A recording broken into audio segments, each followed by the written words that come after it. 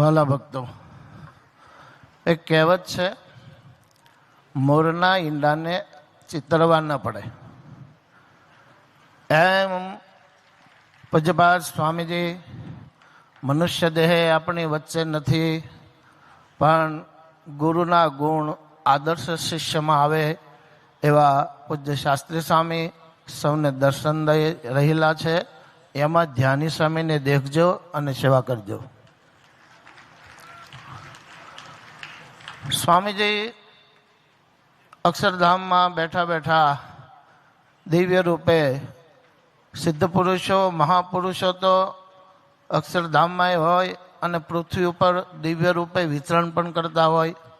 એ ન્યાયે જ્ઞાની સ્વામી આ લીલી વાડી જોઈ અને ખૂબ તમને બધાને આશીર્વાદ આપતા હશે. મનુષ્ય આકારે સ્વામી નથી, એટલે હવે તમારે એનું પૂજન કરવું હોય તો શું કરવું પડે, એનો એક પ્રસંગ કહું. ઉમરેઠની અંદર યોગીરાજ ગોપાળાનંદ સ્વામી બિરાજમાન છે. કથાની પૂર્ણાહુતિ, ગ્રંથની પૂર્ણાહુતિ એ સમયે બોટાદના શિવલાલ શેઠ ત્યાં હતા. શિવલાલ શેઠે કહ્યું, સ્વામી, આ ગ્રંથની પૂર્ણાહુતિમાં પૂજન મારા તરફથી, સંતોની રસોઈ મારા તરફથી. સ્વામી કે સારું. એ સમયે મોટા ભાગના નંદ સંતો, આગેવાન સંતો ધામમાં પધારેલા. એમના શિષ્યો એ બધા ઉમરેઠમાં હતા. શિવલાલ શેઠે પ્રથમ ગોપાળાનંદ સ્વામીનું પૂજન કર્યું, ત્યારબાદ સંતોનું પૂજન કર્યું. ત્યારે ગોપાળાનંદ સ્વામીના શિષ્ય કેશવ સ્વામીને સ્વામીએ કહ્યું કે તમે સમાધિ કરીને અક્ષરધામમાં જોઈ આવો, મોટા મોટા સદગુરુઓનું પૂજન થઈ ગયું કે કોઈ બાકી છે? ત્યારે કેશવચરણ સ્વામી સમાધિ કરી ધામમાં ગયા. મોટા મોટા સદગુરુઓનું પૂજન થયેલું, ધોતિયા વડાલેલા, બાલમાં ચંદનની અરસા, ગળામાં પુષ્પના હાર, પણ મુક્તાનંદ સ્વામીનું ગળું ખાલી. સમાધિ ઉતરી નીચે આવ્યા. સ્વામીને કહ્યું, બધા સદગુરુઓનું પૂજન થયેલું છે, પણ સત્સંગની માં એવા મુક્તાનંદ સ્વામીનું પૂજન થયું નથી. ત્યારે સ્વામીએ સભામાં જોયું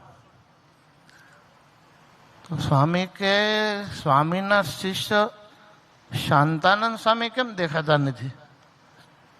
ત્યારે બીજા સાધુએ કહ્યું કે સ્નાન કરવા ગયા છે. ત્યાં શાંતાનંદ સ્વામી નાહીને આવ્યા. એટલે શિવલાલ શેઠને કહ્યું, શાંતાનંદ સ્વામી બાકી છે, એમનું પૂજન કરો. શાંતાનંદ સ્વામીને અર્ચા કરી, ગુલાબનો હાર પહેરાવ્યો, ધોતિયું ઓઢાડ્યું, ને પછી ફરીને ગોપાળાનંદ સ્વામીએ કેશવ સ્વામીને કહ્યું કે હવે જાઓ. ફરીને સમાધિ કરીને અક્ષરધામ પધાર્યા. ત્યાં જોયું તો મુક્તાનંદ સ્વામીના કંઠમાં હાર હતો, અર્ચા હતી. ત્યારે ગોપાળાનંદ સ્વામી એવું બોલ્યા કે જે આદર્શ શિષ્ય છે, સદગુણ શિષ્ય છે, એનું પૂજન થાય એટલે ધામમાં બેઠેલા એના ગુરુનું પણ પૂજન થઈ જાય છે. આ પ્રસંગ, આ દ્રષ્ટાંત મેં એટલા માટે કહ્યું. સત્સંગ ભૂષણ સ્વામીને હું પહેલેથી ઓળખું છું, અને અમારા સ્નેહી એવા નવા નવા પરમહંસ બન્યા. એનું નામ એવું સરસ પાડ્યું છે. કેવું નામ છે? કલ્યાણકારક. એટલે છૂટક્યો નથી. સત્સંગમાં ગામડે ગામડે વિચરણ કરી હરિભક્તોને કલ્યાણના માર્ગે ચલાવવાનો, કારણ કે નામ જ ગુરુએ કલ્યાણકારક નામ પાડ્યું છે. તો સ્વામીનું મંડળ અતિ પવિત્ર. તમે શાસ્ત્રી સ્વામીનું પૂજન કરશો, એને હાર પહેરાવશો, અક્ષરધામમાં ધ્યાની સ્વામીને હાર પહેરાવ્યો એવું મનાશે, ઠાકોરજી ગણશે, માનશે. દરેક પ્રકારે સંતોની સેવા કરશો એટલે ત્યાં ધ્યાની સ્વામી રાજી થશે અને મહારાજ તો થશે જ. તો આજના આ પવિત્ર દિવસે ભગવાન સ્વામિનારાયણને, વડતાલવાસી હરિકૃષ્ણ મહારાજને હું પ્રાર્થના કરું, આ સરસ શૂન્યમાંથી હવે સર્જન થવા લાગ્યું છે.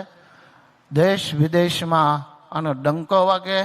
જેમ ધ્યાની સ્વામીના કારણે કણભા જગ વિખ્યાત બની ગયું, એમ આ ગુરુકુળ, આ સંસ્થા પૂજ્ય શાસ્ત્રી સ્વામીના કારણે જગતમાં પ્રખ્યાત થાય એવી વડતાલવાસી હરિકૃષ્ણ મહારાજના ચરણમાં પ્રાર્થના કરી વિરમું છું. જય સ્વામિનારાયણ.